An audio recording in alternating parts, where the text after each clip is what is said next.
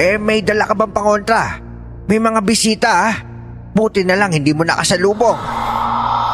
Ikaw lang ang tinuro sa akin na may kakaiba.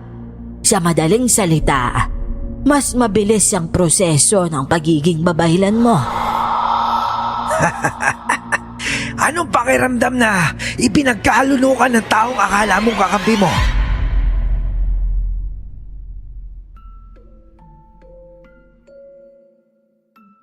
Babaylan kong tawagin ng lola ko noon. Pero surwa na siya kung tawagin ngayon. Sa Tagalog, albularya po. Pero may pinagkaiba ang gawain ng babaylan sa albularyo. Baka kasi sabihin ninyo na iisa lang sila. Magkapareho pwede. Pero kasi higit na mas mataas ang kakayahan ng isang babaylan.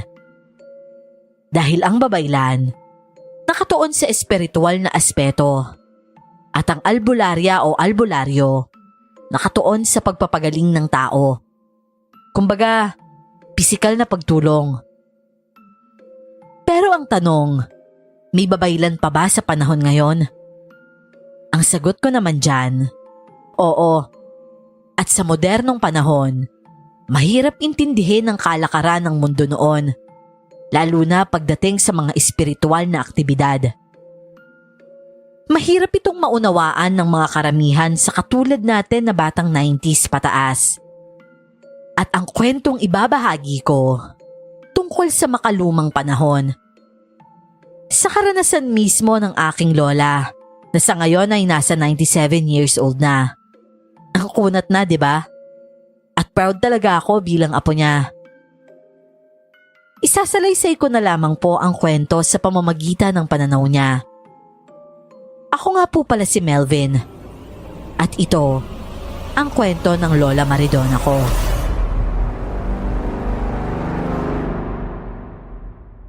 Bago ko po simula ng istorya, huwag kalimutang mag-subscribe bilang suporta sa ating channel. Ha! Ya! Aray ko naman yung puwet ko. Maling galaw yan, anak. Kapag ganyan yung galawan mo, isang atake lang sa'yo ng aswang magiging inihaw ka na. Gutom na kasi ako, tay. Walang pakialam yung aswang sa kalagayan ng sikmura mo. Abay, mas gutom yun. O sige na, isa pa. Pinagbubuntis pa lang kasi ako ng nanay ko. Hinahabol na ako ng mga aswang. Isang manunugis ang tatay ko. At ang sabi ng punong babaylan sa akin noon, pagdating ng araw magiging isa ako sa kanila. Sinasabi nila na ako ang taong magiging babaylan at kakaiba. Dahil ang pumili sa akin, hindi lamang lupa kundi ang pinakamataas na espiritu mismo ng kalikasan. Ayon pa sa kwento ng mga magulang ko, isang panaginip raw ang natanggap ng punong babaylan at sinasabi ng espiritu ng kalikasan sa kanya na ang batang nasa sinapupunan ng aking ina magiging isang babaylan. Kaya bata pa lang ako, tinuruan na ako ng tatay kong lumaban. Aba, mukhang may bisita ulit tayo Di lumapit sila. Subukan nilang sirain yung mga naka-ekis na bangkaw dyan sa paligid. Pero nay, nagbago yung alulong ng aso. Naging tahol na. Nako, may tao yata. Tingnan mo nga muna, Soldeng. Tamad na akong tumayo Chang? Chang? Oh, si Onyok pala yun Anong ginagawa niyan dito? Gabing-gabi tapos may bisita pa. Syempre po, matapang. Alam mo naman yan, nay. Tsaka, baka napag-utusan lang. Oh, Onyok, gabi na. Ano bang ginagawa mo dito? Chong, pwede ba kami makahiram ng bigas dyan? Nag-aaway na naman si nanay at tatay sa bahay Wala kasi kami masaing tapos si nanay, kamote lang yun niluto. Kung kailan may bisita, saka kayo nag-aaway. At gabing-gabi na manghiram pa kayo ng bigas. Alam niyo naman bawal yun, di ba? Bakit ba hindi kayo pumunta rito kaninang maaga pa? Hinintay niyo pa talagang magdilim. Alam niyo naman si Nanay Chang Nagagalit nga po si tatay kasi wala kaming bigas tapos hindi man lang ako inutusang manghiram dito. Ay nako, bawal maglabas ng bigas sa gabi, Onyok. Pero sandali, kanin naman pwede. Maghintay ka lang at magluluto ako. May dala ka bang pangontra? May mga bisita Buti na lang hindi mo nakasalubong. Meron po. Kaya lang si tatay umalis din Ewan ko kung may dala siya. Si nanay kasi. Ay nako, ano ba naman kayo? Hindi kayo nag-iingat. Alam niyo namang hindi lang tayo nakatira sa lugar na to. Isa sa mga katanungan ng karamihan. Malakas naman ang aswang. Pero kapag alam ng aswang na handa ang tao, umaatras ito. Ang sagot kasi dyan, maraming pangontra ang tao na kahit mahina lang itong lumaban. Pero kapag natamaan niya ang aswang, malaki na ang posibilidad niyang manalo. Malakas ang aswang, pero mas marami silang kinakatakutan kumpara sa tao. Nagsaing lang si nanay noon. Naghintay naman si Onyok at sumabay na lang sa amin ng hapunan. Maya-maya pa, nawala ang mga alulong ng mga aso. Ibig sabihin, wala ng mga aswang sa amin. Nang maluto ang kanin, dalawa kami ni tatay ang naghatid kay Onyok. Hindi kasi pwedeng hayaan namin siyang umuwing mag-isa lang. Mukhang nakauwi na yung tatay mo, Onyok Dinig na dinig ko na yung bangayan nila ng nanay mo Galit po yan si tatay kasi gutom O sige ho, dito na lang po ako. Oo. Hindi na kami tutuloy kasi mukhang hindi maganda kapag tumuloy pa kami. Dito na lang kami. Tatanawin ka namin. O sige ho, maraming salamat po Mag-ingat ka, Onyok Kayo din, Donna. Sige, tuloy na po ako, Chong. Kumaripas ng takbo si Onyok dala ang isang supot ng kanin. Ganon sa bundok, hiraman ng bigas kapag hindi nakakapagpagiling ng palay. Saka na lang papalitan kapag nagkaroon na. Pero ang panghihiram ay bawal sa gabi. Mas maganda daw kapag umaga, simula alas 9 hanggang alas 4 ng hapon. Pagsapit ng alas 5 ng hapon, bawal na daw yon. Dahil daw po sa mga pamahiing pinapaniwalaan namin. Bumalik na nga kami ni tatay noon pauwi sa amin. Habang nasa daan kami, umaalulong naman ang mga aso. Nakarinig na kami ng uwak pero kami ni tatay, naglalakad na nagkukunwaring hindi natitinag. Sinakto pa talaga nilang malayo tayo sa bahay Natatakot ho ba kayo, tay? Ako? Takot? Alam mo ba anak kung anong ginawa ko sa tik-tik noon? Oo, alam ko. Hindi ba't pinutulan nyo ng dila? Yung ginawa ko sa kubot. Sinunog mo yung buhok. Alam ko na yan, tay. Ang sabi mo pa nga, huling aswang na nakasagupa mo, tinanggalan mo ng mata, pangil at saka mga daliri, di ba? Ang isa nga sa mahabang kuko ng aswang, ginawa mong patalim sa dulo ng bangkaw Tapos yung pangil ng asbo, ginawa mong kwintas. Kawawa talaga yung aswang sa'yo, tay Ganun talaga anak. Kapag kabisado mo yung mga aswang. Yung akala nila tsamba lang pero hindi pala. Isa kasi yan sa mga sikreto natin na hindi nila alam. Kaya kung ako talaga sa aswang, hindi ako magpapadalos-dalos.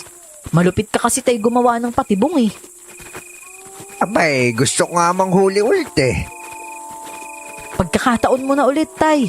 Umiinit na naman yung kwintas ko Magandang balita yan anak. Abay, makakakuha ko nito ng isa pang alaala. Kaya nga, tay baka panahon na para magamit ko sa'yo yung mga tinuro mo sa akin. O ano, nandyan pa ba?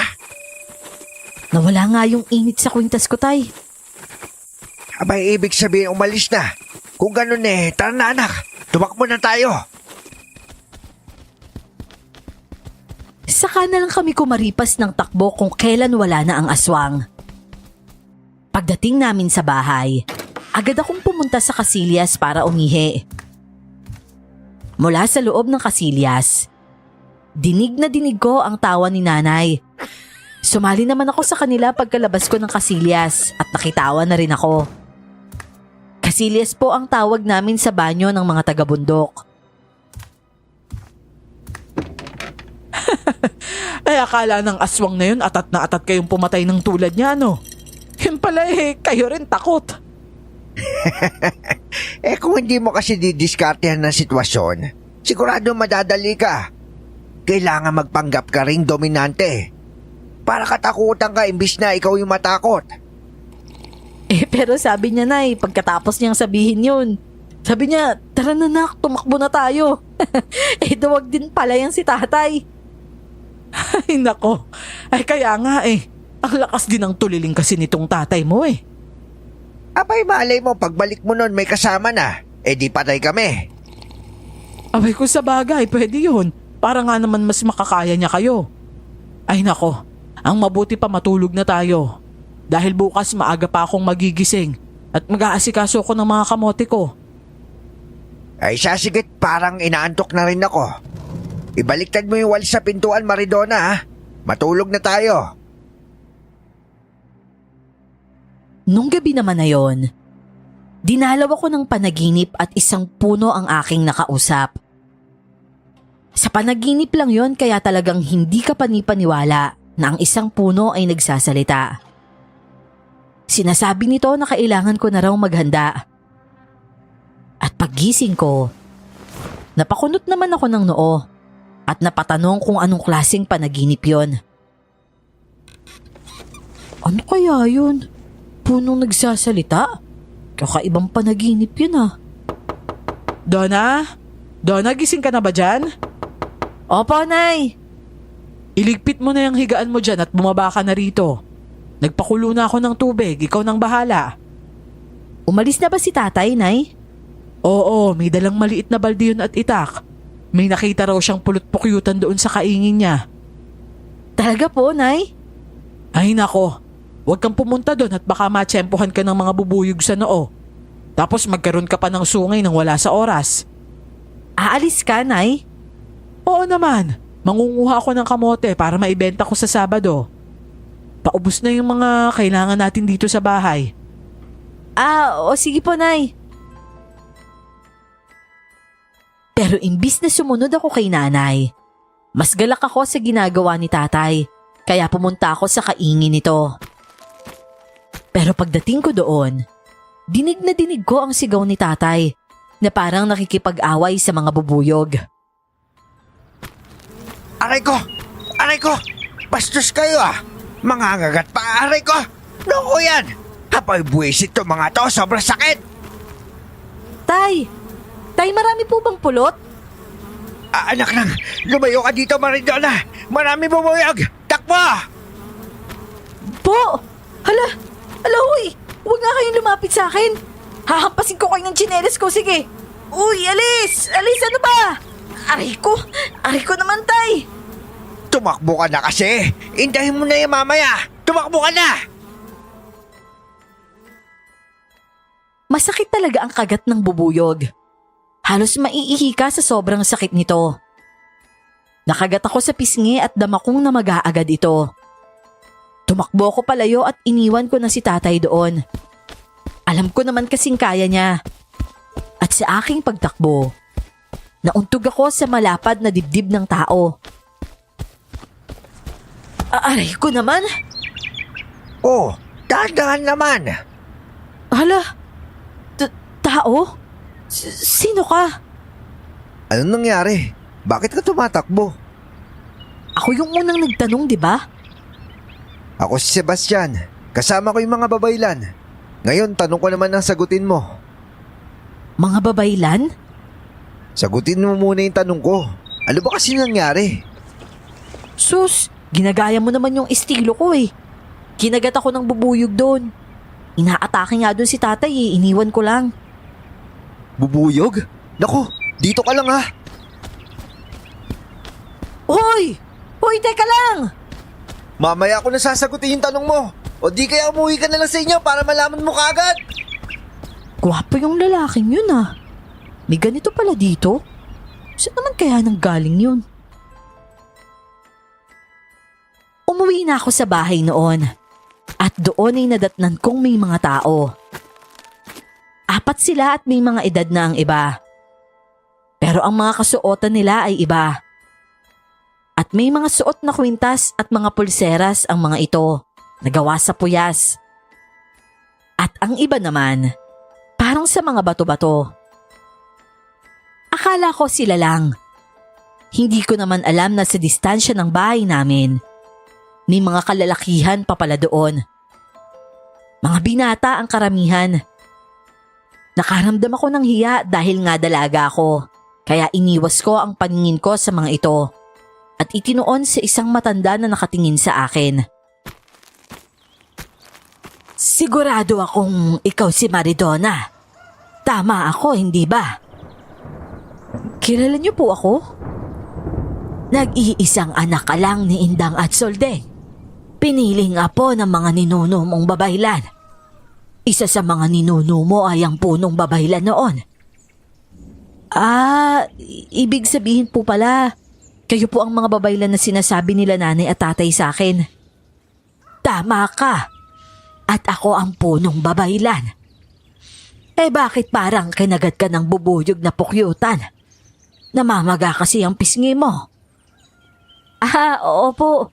Kinukuha po kasi ni tatay yung pulot dun eh. Malaki na po kasi tsaka makatas. Nagambala yung mga bubuyog kaya po ito. Kagat ako ng isa. Pero si tatay po, sigurado nakarami yun. Ay nako. Ganyan kasi ang gante ng mga nabubuhay na nagagambala. Aurelia, lagyan mo nga ng langis ang pisngi niya. Namumula kasi eh. Nasisira ang ganda ng batang ito. Nako, salamat po. Wala nga po pala dito si nanay. Nasa taniman po siya. Tapos si tatay po, pinuntahan ng kasama nyo. Napakasariwa talaga ng hangin sa lugar na ito. Alaga talaga ng mga tao ang mga kagubatan. Talagang magpapatuloy ang biyaya sa lugar kapag ang mga taong nakatira ay maalaga. Kumusta naman ang pananim ng nanay mo? Siguro'y masagana, no? Tungkol po dyan, masagana po talaga. Wala pong sira sa pananim ni nanay. Magaling po kasi siya sa pagtatanim eh. Bakit nga po pala kayo nandito? Inang, kailangan po ni Mang Soldeng ng tulong. Marami po siyang kagat ng bubuyog. Hindi nasagot agad ng punong babaylan ang tanong ko dahil agaw ang pansin namin ni tatay. Agad ko siyang nilapitan matapos akong gamutin ng isang ginang na babaylan at tinitigan ang mga namumulang kagat sa mukha niya. Ginamot din siya ng mga ito gamit ang langis na nilagay sa akin. At si tatay naman, daing ng daing dahil sa sakit. Pero syempre dala niya pa rin ang balde. Ang dami mong kagat, tay. May 2 ka pa sa noo. Grabe sakit nito. Abay, Maridona, may bisita pala tayo, hindi mo man lang tinawag yung nanay mo? Tatawagin ko pa lang po, tay. Ginamot pa kasi tong kagat ko sa pisngi. Ayan kasi. Ang sabi ko tumakbo ka, di ba? Tumakbo naman ako, tay. Kaso naabutan pa rin ako. Alam mo namang mas mabilis ang pakpak sa paa, di ba? Paano na yan? Sa pisngi ka pa may kagat. Maganda raw kasi ako, tay. Kaya hinalikan niya ako sa pisngi. Ikaw nga, tay, sa noo. Ibig sabihin, ginagalang ka ng mga bubuyog. Dahil sa noo ka nila hinalikan eh. Ay nako. Lumaki pala itong walang pinagkaiba sa iyo, Soldeng. Makulit din. Nako, Inang. Pasensya na at dumating yata kayo na walang katao-tao dito sa bahay. Anak, sige na. Tawagin mo na yung nanay mo. Opo, sige po, tay. Mukhang malayo pa yung taniman. Samahan mo nga si Bastian. Sige po, Inang. Iba talaga ang dating ng presensya sa akin ng lalaking yon. Gusto ko pero parang hindi rin ako komportable dahil sa hiya. Mas nauna akong naglalakad At napakabilis pa, pero syempre mas mabilis siya. Dahil siguro kasi lalaki siya. At kahit medyo tumatakbo na ako, parang nasa likod ko lang din siya na naglalakad. Pagdating namin sa taniman ni nanay, agad ko siyang tinawag. Nay! Nanay! Nay, uwi raw po muna tayo. Marami tayong bisita. Bisita? Sino namang mga bisita? Maniningil daw po ng pautang. Ang laki raw ng utang mo sa kanila eh. Anong sinasabi mong utang? Wala akong utang. Baliw na batang to. Hindi ako nangungutang ano? Eh basta umuwi ka na, Nay. Maniningil nga raw eh. Ano ba pinagsasasabi mo dyan? Eh sandali nga't ililigpit ko lang ito. Mauna na kayo doon. Nang tumalikod ako sa kinaroroonan ni nanay, napakislot ako nang makaharap ang lalaki. Nasa bulsa nito ang mga kamay na parang akala mo maraming pera sa loob nito. Napaiwas ako agad ng tingin dahil para akong matutunaw sa titig nito. Hindi naman siya nagsasalita. Sumusunod lang siya sa akin sa likuran ko. At pagdating naman namin sa bahay, Sinasabi ko nang magsuot ng jacket o di kaya magtakip sa mukha bago ka pumunta doon, Soldeng. Bakit naman hindi mo ginawa? At ikaw naman, Maridona. Sinabihan din kitang huwag kang pumunta. Tingnan mo yung mukha mo. Diyos ko naman, bakit ba ang titigas ng mga ulo niyong mag-ama? sa lakas ng bunganga mo, nakikita ko na yung ugat mo sa leeg oh. Naku Nay, lalabas na oh. Ay nako, tigilan mo nga ako. Eh sandali, magluluto pala ako ng makakain. Eh sandali lang inang ha. Naku, pasensya na kayo't ang ingay ko kaagad. Ito kasing dalawang to eh. Pareho lang ang laman ng utak. Wala yun. Naiintindihan namin. Napakalusog nga ng samahan ng pamilya ninyo. Mukhang lumaking matapang at makulit din itong si Maridona. Ay opo, totoo po talaga yan. Napakakulit niyan. Kahit dalaga na yung kakulitan parang bata pa rin. Eh pero pagdating naman sa panggagamot, pamahiin at saka aswang, mautak ho yan. Kaya nga kahit minsan binibisita kami rito talagang alam mong hindi rin malalapitan eh. Ay nako, sige na po inang, magluluto ho muna ako. Ay siya, sige. Maraming salamat. Abay, epektibo nga yung langis, ano? Hindi na masyado masakit to. Lana kasi yan ng nyog na pinili ng kalikasan. Kaya ganyan ka-epektibo. Eho nga pala, nabanggit na ng asawa mo ang tungkol sa bisita. Alam rin namin yun na napapadalas na sila dito. Parang tinatambayan ka na nila sa kung saan, Maridona. At alam nating hindi habang buhay, tatambay lang sila at manonood. Oo nga po. Alam ko naman ho na nagbamanman sila para makapaghanda kami. At nasa tamang edad na din siya, Soldeng. Eh, sinasabi niyo po bang panahon na? Nako, inang. Hindi ko alam kung handa na yung anak ko. Kung kaya niya ba? Aalamin natin. Maridona, Ineng. Sa mga panaginip mo ba may naaalala kang kakaiba? Meron po. Madalas, puno na nagsasalita po. Naalala mo ba ang mga sinasabi niya minsan? Inuutusan niya po akong yakapin siya. Sa takot ko po, hindi ko yun ginagawa. Alam mo bang sa lahat ng babayla na kilala ko, ikaw lang ang tinuro sa akin na may kakaiba. Sa madaling salita, mas mabilis ang proseso ng pagiging babaylan mo. At mukhang sa panaginip ikaw mababasbasan. Ano pong ibig niyong sabihin? Iyakapin mo ang puno na nasa panaginip mo. Sa ganung paraan makakasanib puwersa ang espiritu ng kalikasan sa iyo. At kapag nangyari yon, magkakaroon ka ng kakayahang makipag-ugnayan sa mga katulad nila.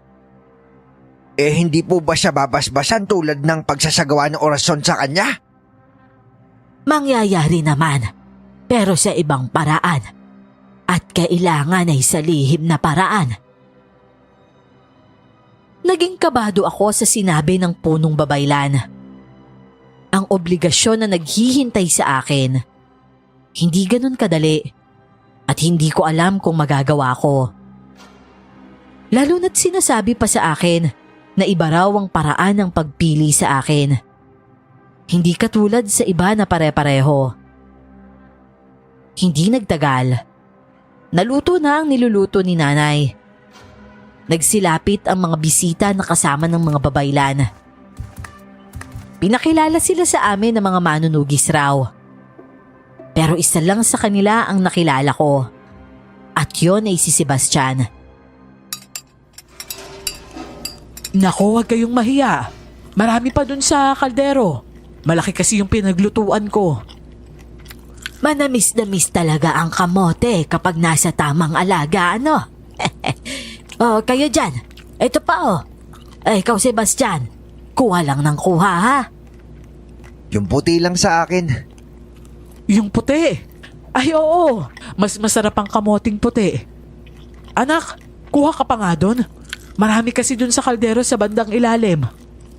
O sige po, Nay. Pumunta ako sa kusina. Dapat kunin ko ang planggana sa harapan nila. Pero hindi ko ginawa yon dahil marami pang laman. Kumuha lang ako ng panibagong plato at saka binuksan ng malaking kaldero doon. Sa panahong yun ay talagang masaya na ang mga katulad namin na may mga pagkain ganon. Walang magugutom, basta matalino ka lang manirahan sa ganong klaseng lugar. Grabe talaga si nanay, halatang madamot sa kamoting puti. Nasa ilalim nga lahat eh. Aray ko, ang init naman. Oh, tulungan na kita. Ay, ka ba yung bakla? Ala, ikaw pala? Halatang buhay prinsesa ka. Nainitan yung kamay mo dyan? Ang pinagsasasabi nito? Mainit naman talaga. At hoy, hindi ako buhay prinsesa, no? Tumutulong ako kay nanay dito. Nagsasaing ako. Naghuhugas ako ng plato. Naglalaba, nagwawalis. Hindi ako prinsesa, no? O sige, sabi mo eh. Hawak mo na yung plato. Ako nang kukuha. Hindi na, ako na. Hindi naman mainit eh. Sinungaling, nakita kaya kita. Kaya ko naman talagang tiisin yung init. Ako na. Ako na. Alisin mo na yung kamay mo dyan. Huwag mo nga hawakan yung kamay ko. Hindi ko yan pinapahawak sa lalaki, ah. Arte mo naman. Parang hawak lang eh. Syempre. Sino ka ba para hawakan ako? Ako nga si Sebastian. At hawak lang kita. May magagawa ka. Bitawan mo nga ako. May magagawa ka ba kung ayaw ko? Bitawan mo nga sabi ako. Isa. 2. Nang aasar ka ba? Naaasar ka. Anak ka ba ng palakang hindi nabubuntis, ha? Sa ginagawa mo kasi, para kang tumatalon dyan na wala sa direksyon eh. Nanghihingi ka ng kamoting puti, di ba? O ayan, puti. Huwag mo nga hawakan yung kamay ko. Bawal yan, no? Sumbong ka tayo tatay eh. Di sumbong mo. Takot ko lang sa tatay mo. Tsaka ganun pa rin naman eh. Iiwan pa rin ako ninang dito. At makakasama mo ko araw-araw kaya humanda ka. Yabang ng mukha nito. At bakit naman, Aber? Para bantayan ka. Hindi naman ako tatakas ah. Bakit kailangan ko ng bantay? Kasi kapag sinadya na aswang naatakihin ka, hindi mo kayang depensahan yung sarili mo. At ikaw, kaya mo? Oo naman. Kaya nga naligtas ko yung tatay mo na wala akong kagat ng bubuyog kahit isa, di ba? Bukod pa doon, napatay ko silang lahat. Oo. Marami na yan. Tama na. Akin na yung plato. Tsaka salamat ha. Napangangako ng hablutin niya ang plato sa kamay ko. Tumayo siya habang napapataas pa ang sulok ng labi niya. Saka inihipa ng platong umuusok pa. Bumalik siya sa loob at narinig kong may nanghihingi sa kanya ng kamoting puti. Pero pinagdamutan niya. Inutusan pa niya ang mga ito na manghingi sa akin. Kapal ng mukha ng taong yun. Mayabang na madamot pa. Naku, kakainis talaga. Gwapo sana pero parang nakakabwisit naman yung ugali. Anak, Donna, kuha ka pa nga ng isang kamote dyan. Yung puti ha, nanghihingi kasi yung mga binata dito. Opo, Nay. Paano kasi? Ang damot-damot nung isa. Abay, Sebastian, baka naubos mo na yung mga nandoon.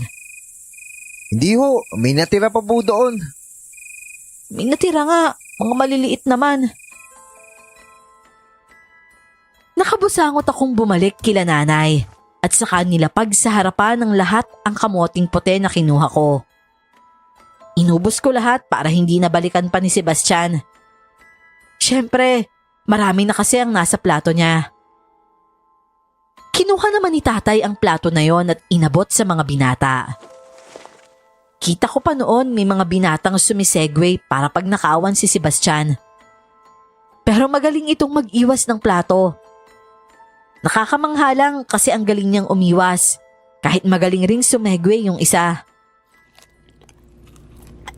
Ganyan lang kaalawan ng mga manunugis na mga bata pa, anak. Dapat magiganyan din yung galaw mo. Huwag kayong mag-alala. Maiiwan si Sebastian dito para maging bantay ni Maridona. Nararamdaman ko kasing parami na ng parami ang mga bisita ninyo.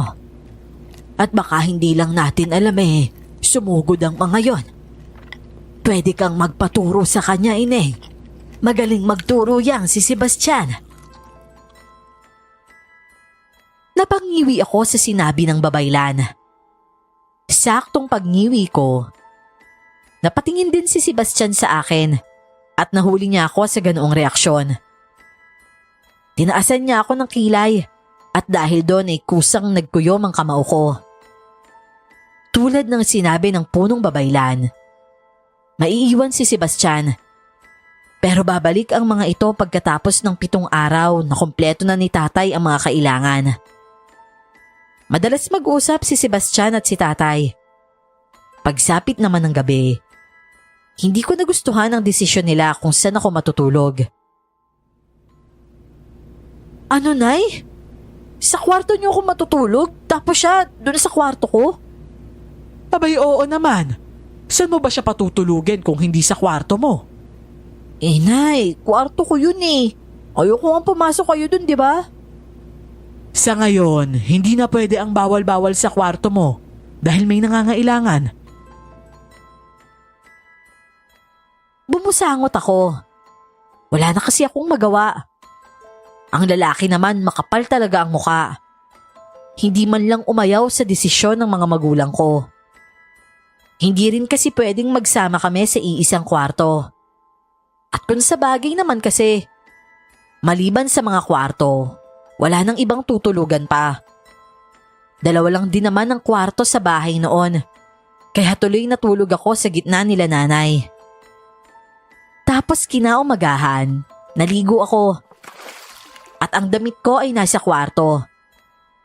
Kampante naman ako dahil 8:00 ng umaga yon. Pagpasok ay wala nga siya kaya malaya akong nakapagbihis.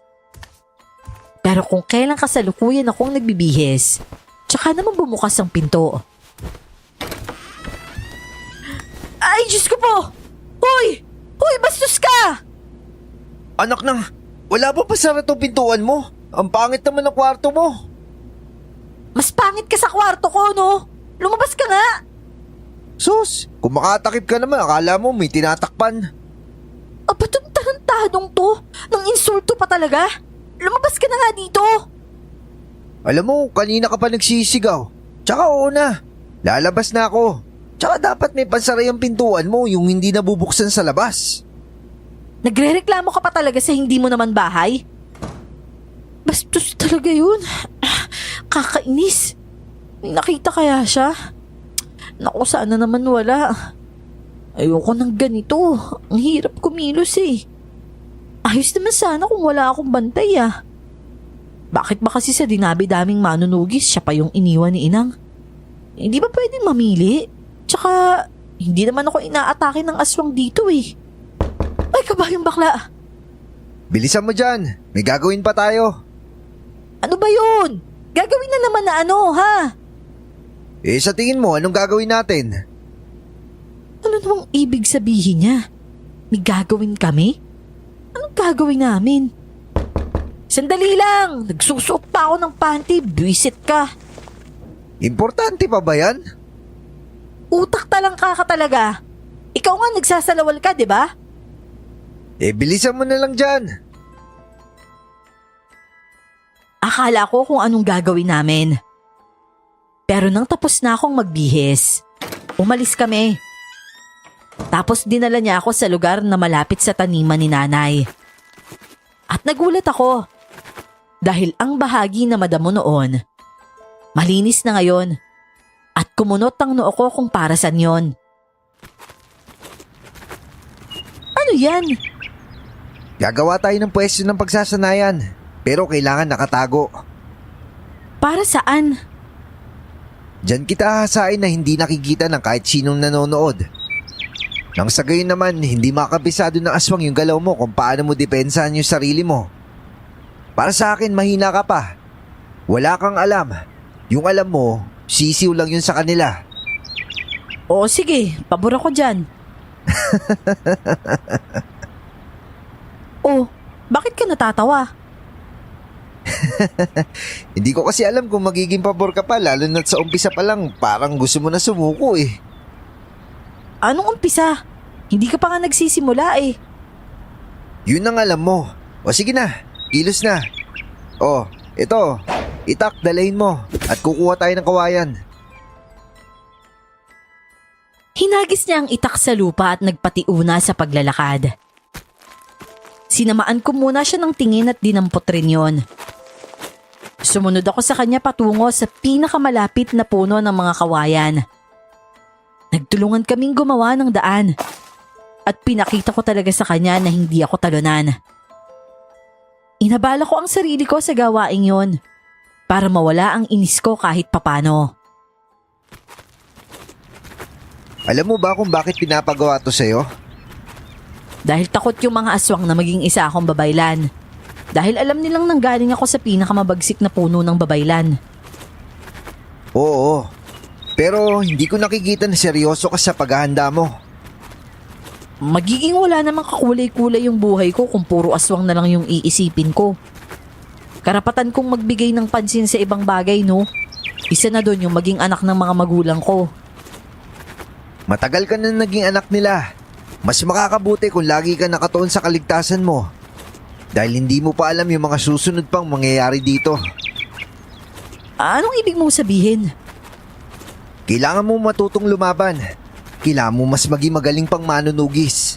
Dahil malay mo, maliban sa mga magulang mo, wala ka nang dapat iba pang pagkatiwalaan. Ibig sabihin, pati ikaw hindi ko dapat pagkatiwalaan? Ayos lang yon.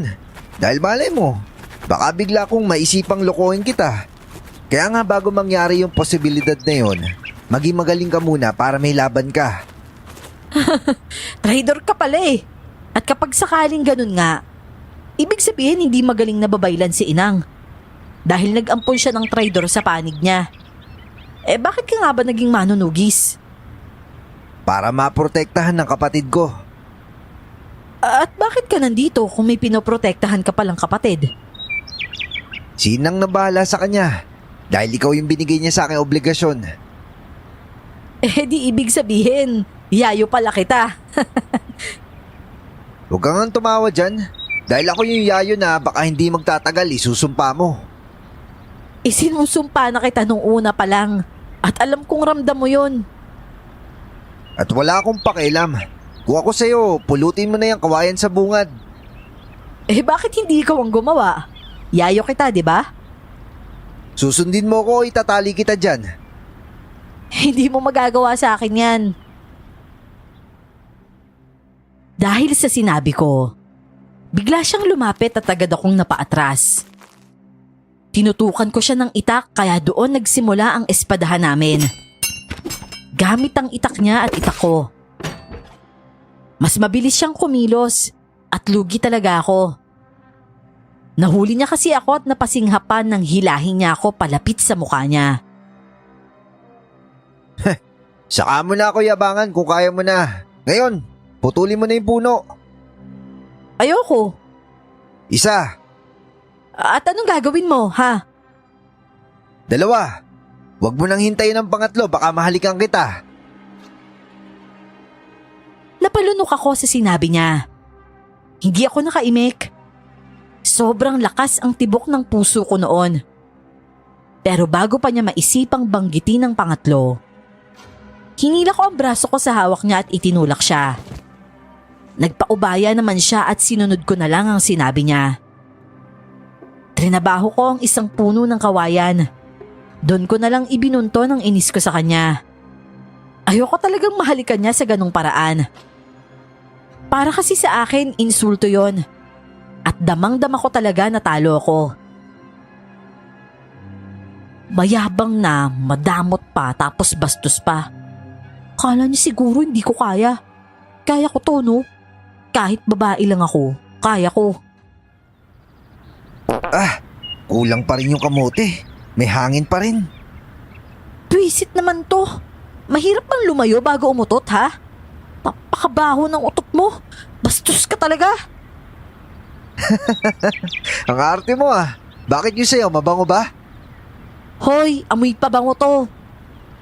Bango mo ang mukha mo. Eh bakit? Ano ba kinakain mo? Sampagita? Hintayin mo talaga akong makaganti. Hayop ka talaga. Kakainis.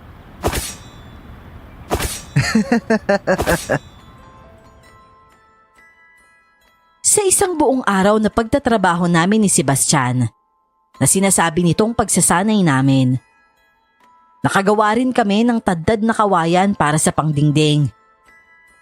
Tumulong din kasi sila nanay at tatay, pati na si Onyok nang makapunta siya sa amin. Maayos naman silang nag-usap ni Sebastian. Parang sa kanila lang nagiging mabuting tao itong si Sebastian. At sa akin ay hindi. Maya-maya naman, nagpa siyang magluto ng merienda si nanay at dinala niya yon sa amin. Siyempre kamote na naman yon. Kaya pagkatapos namin kumain, umandar na ang utot ko. Tumayo ako at talagang tumabi kay Sebastian at wala siyang kaalam-alam sa binabala ko. Kaya naman pasimple akong umutot sa tabi niya. Ay grabe, kulang yung kamote. May hangin pa eh. Walang yaka naman doon ah. Sobrang baho nun ah. Anak naman, tumabi ka pa talaga kay Sebastian? Hindi ka na nahiya. Mukhang hiyang naman si Sebastian eh. Mabango ba yung utot na anak ko, Seb? Ho? Umutot po siya? Ano? Hindi mo alam? Manhid ba yung ilong mo? Anong klaseng pang-amo yan? Pasensya na. May sipon ako eh. Ay nako, buti na lang at may sipon itong si Sebastian. Mapagpanggap.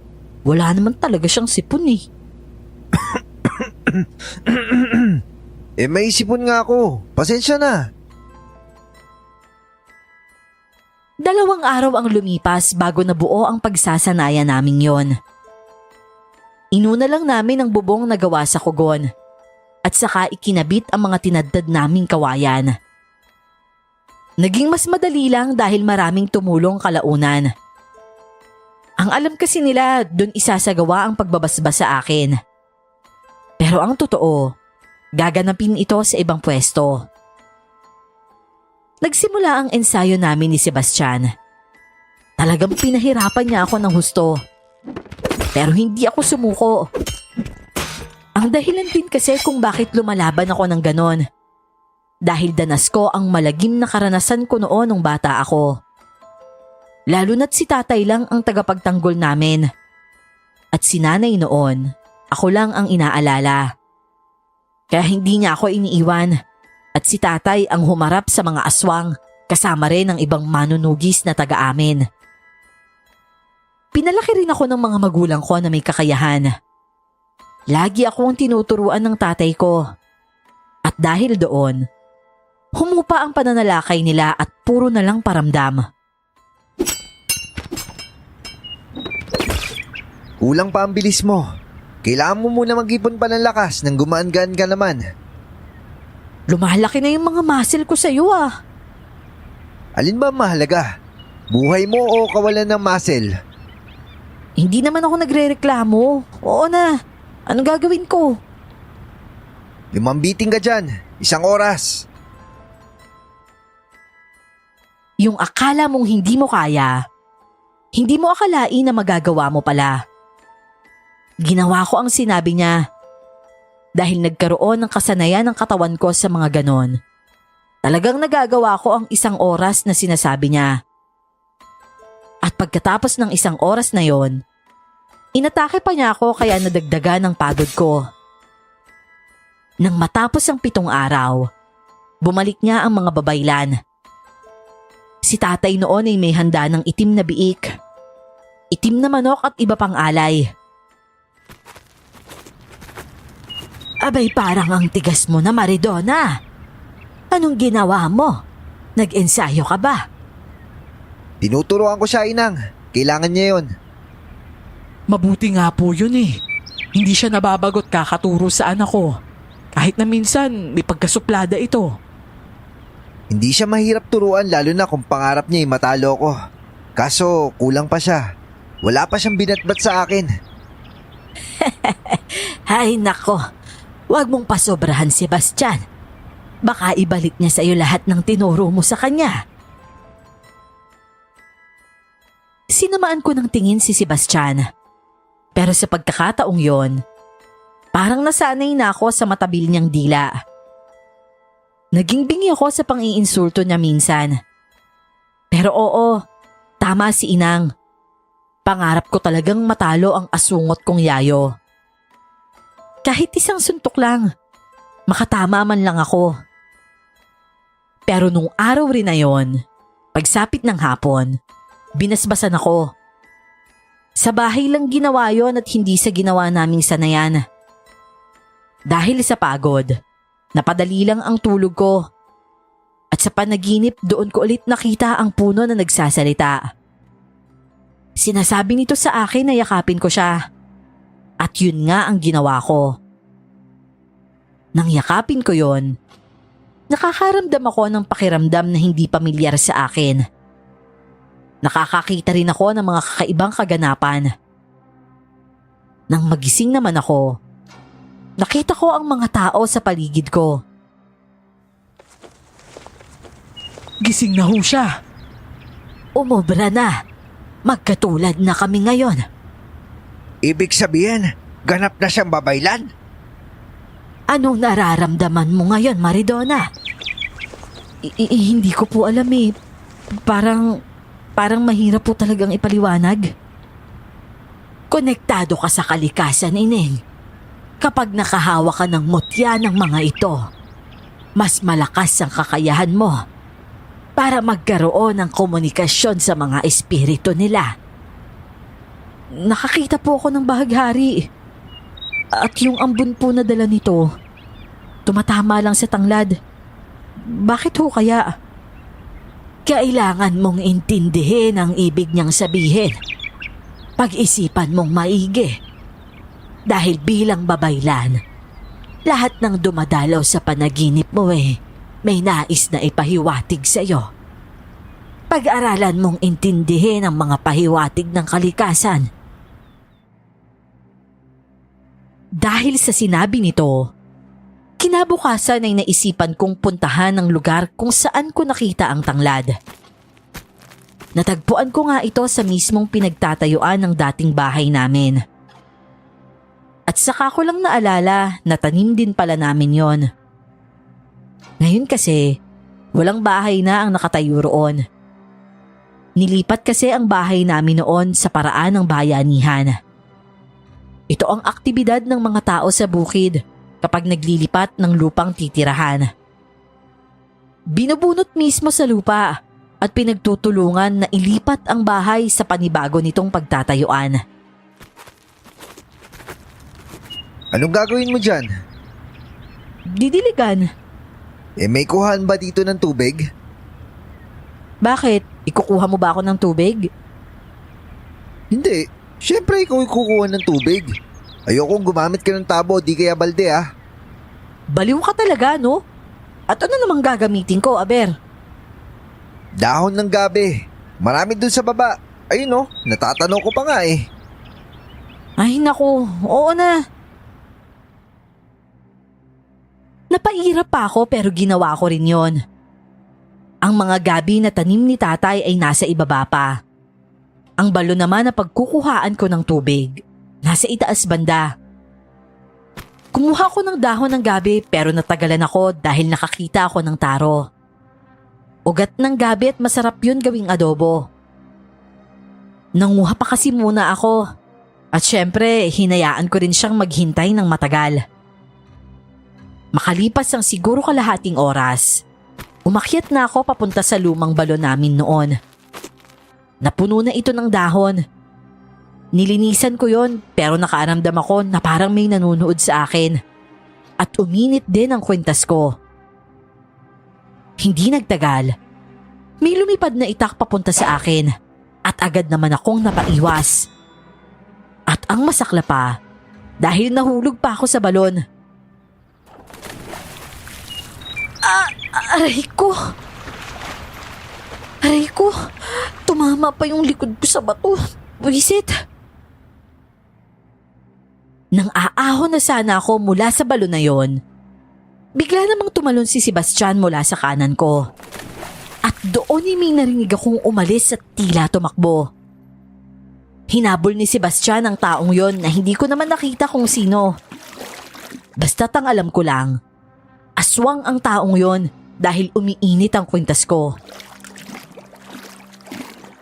Grabe, muntik na ako dun ah.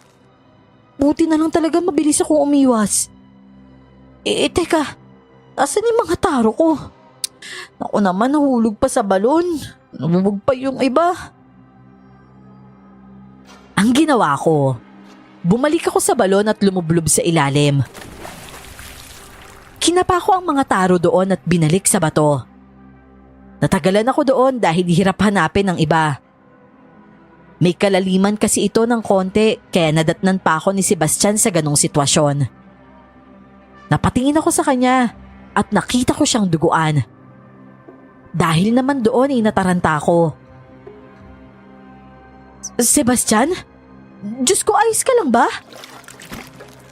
Marami kang dugo ah. May sugat ka ba? Nasaan yung sugat mo? Sabihin mo nga sa akin, nasaan? Aray ko naman. Ano ba? Bakit ka ba namimitik sa noo? Nag-aalala lang naman ako ah. Wala akong sugat no. Ikaw, may tama ka? Anong tama? Wala akong tama. Aray ko. Anong tawag mo dyan? Aha? May tama ako sa braso? Bakit hindi ko napansin agad? Hindi ka nakakaramdam ng sakit? Nakakaramdam, pero ngayon lang. Nawala sa isip ko eh. Hindi ko napansin, nabigla kasi ako. Napatay mo ba? Nasugatan ko pero nakatakas. Hindi ko na hinabol kasi naalala kita. Inaalala mo ko? Tinatanong pa ba yan? Napasunod ang paningin ko sa kanya nang maghanap siya ng dahon na pwedeng ipanggamot. Nang makakuha siya ng dahon, bumalik agad siya sa akin at ginamot ang sugat sa braso ko. Hinayaan ko naman siya at habang abala siya sa panggagamot, nakatitig naman ako sa mukha niya. Maskulado siyang tao at hindi siya maputi, pero may kagwapuhan ang mukha niya. Kaya nga hindi siya nakakasawang titigan, maliban na lang kung mang-iini siya. Sa susunod mag-i-alerto ka ha. Nagiging agresibo na sila. Sa tingin mo, sinumpa kaya ako? Bakit mo naman nasabi yan? Bata pa lang kasi ako, hinahabol na nila yung buhay ko. Mapanganib ka lang nakalaban nila. Lalo na ngayon babaylan ka na. At habang hindi mo pa kabisado yung kakayanan mo, hahabulin ka nila. Aray, wag mo namang idiin. Nakakaramdam na ako ng hapdi eh. Hoy, hinasa kita para maginda ng sakit tapos aaray-aray ka dyan? Bakit damit mo yung pinupunit mo? Wala akong magamit ng panali eh. Hindi sadyang napatabingi ako ng ulo sa ginawa niya. Kaayos-ayos ng damit niya, pero sinakripisyo niya yon para matalian ang sugat ko. Pwede namang damit ko ang gawin niyang ganon. At pagkatapos niyang magamot ang sugat ko, gamit ang dahon ng gabi ay kumuha ako ng tubig at dinala sa itaas. Pati siya nagdala rin kaya naging sapat pang binyag ang tubig na yon sa puno ng tanglad. Pag-uwi naman namin sa bahay, nakita ni nanay at tatay ang kalagayan ko. Nag-alala naman sila at naikwento nga namin ang nangyari. Nagsisimula na. Mabuti na lang, Sebastian, kasama ka na anak ko. Trabaho ho yun na inatas sa akin, Ninang. Nahuli na nga po ako eh. Saka ako na nakita nang nabato na siya ng itak. Buti nakaiwas, pero hindi 100%. Tama lang talaga na tinuruan mo siya. Mas matibay kasi na proteksyon ang may alam. Chang! Chong! Grabe! Kakahingal dito. Oh, Onyok! Bakit? May problema ba, Onyok? May tao pong patay sa bandang baba ng bahay namin. Duguan siya at aswang siya, Chong. Nakita rin namin yung mga manunugis ni Inang. Para sila yung nakapatay sa taong yun. Ano? Ay, nandun pa ba? Oo, Chang. Kinikilala pa siya. Halika. Puntahan nga natin. Sabay-sabay kami noong lumapit sa lugar. Pagdating roon, naroon nga ang mga manunugis ni Inang at agad na nilapitan ni Sebastian ang mga ito at nakipagkwentuhan. Napatingin din ang ilan sa mga ito at napatanong sa nangyari sa akin. Iyan yata yung umatake sa akin na eh. Hindi siya napuruhan ni Sebastian pero nadali siya ng ibang manunugis. Akala ko umalis sila kasama ni Inang. Mukhang hindi, anak. Palagay ko na iwan sila dito para magbantay. At si Sebastian lang talagang malapit sa'yo. Pero masaya akong malaman yun, anak. Grabe talaga yung mga banta ng aswang sa'yo, Donna. Bantay sarado ka talaga ng mga manunugis. May isang manunugis pa ang nagsabi na taga kanila raw yon. Pero sabi ni Sebastian, hindi niya naaalala ang lalaki dahil matagal na pala siya kay Inang. Parang siya pala ang kanang kamay ni Inang, kaya espesyal ang pagbabantay niya sa akin. Sa sandaling yon, may nararamdaman ako sa bulong ng hangin. Mataas ang araw pero palagay ko, hindi magtatagal ay uulan. May halo kasing lamig ito na tila galing sa ulap na puno na ng tubig. At anumang oras ay babagsak ito. Paano pala kung pati ka mag-anak niya mga aswang din? Anong plano niyo ngayon yan, Sebastian? Napag-usapan na po namin. Babalikan nila yung lugar at kikilatisin yung pamilya ng taong to. Hindi ka sasama? Hindi, may gagawin tayo. Mas maigi nga yan nang makilala na natin kung sino ang mga aswang na yan. Pero hindi ba malalaman nyo rin agad dahil may mga kwintas kayo? Katulad nitong sa anak ko. Kung malalaman po ka agad, matagal na namin silang nalupig dahil sa umaga kami aatake. Pero katulad po natin, meron tayong babaylan na nagbibigay proteksyon para malaman kung sino sila. Samantalang sila naman meron silang mangkukulam na nagbibigay panangga sa mga proteksyon natin. Gumagamit tayo ng utak, ganun din po sila. Sadyang hindi lang gumamit ng utak itong nahuli. Oo nga naman, kasi kung babasihan natin ang kwintas, talaga maatake natin sila ng umaga kung sa lahat ng pagkakataon mabisa ito. Kaya pala naramdaman ko siya agad, saktong naghagis na siya ng itak. Hindi ko man lang namalayan yung paglapit niya eh. Kaya nga huwag ka nang lumayo kay Seb. Ay nako, nakakakilabot naman ngayon sa lugar natin. Sandali, uwi pala muna ako sa bahay. Kasi yung binilad ko, baka ubos na naman ng mga manok doon. Malutong na ba yun? Baka pwede nang ipagiling, iligpit mo na. Ha? Bakit naman? Dahil hindi magtatagal, didilim na, tapos uulan. Tingnan mo, nagsisimula na sa Hilagat Silangan. Malayo yan, pero dahil ang ihip ng hangin papunta dito, hindi magtatagal, nandito na yon. Abay, oo nga no. Hala, yung palay ko, sandali lang. Alam mo na uulan, anak? Opo, Nay. Parang ang lakas po kasi ng pakiramdam ko sa hangin. Naging literal yung galaw nila para sa akin at alam kong mas malakas ang hangin sa itaas. Kaya kung dito mahina at ramdam ko, alam kong nasa parehong direksyon lang ang nasa taas. Abay, gumagana na yung pagiging babaylan mo ah. Maraming natuwa sa naging kakayahan kong yon. Parang yun lang ang hinihintay nila. Ang gumaling ako sa pagbababaylan. Ganun pala ang pakiramdam. Parang naiintindihan mo ang sinasabi ng kalikasan. Ano pa kaya kung magdasal ako? Nang marinig ko na ang mga butil ng ulan na paparating. Tumakbo ko sa taas at tinulungan si Onyok at ang tatay niya sa pagligpit ng palay. Hoy Donna, may sugat ka oh. Ano ka ba? Daplis lang to. Tapos sa braso lang naman. Bilisan mo na't nandyan na yung ulan. Buti na lang sinabi mo. Bigla ang ulan naman kasi to eh. Kung hindi ka nagsalita, ay nako, nabasa na sana yung palay. Imbis na mapapalitan na namin yung hiniram namin sa inyo, malalagpasan pa na isa pang araw. At ang masakla pa dyan, bukas buong araw uulan. Ano?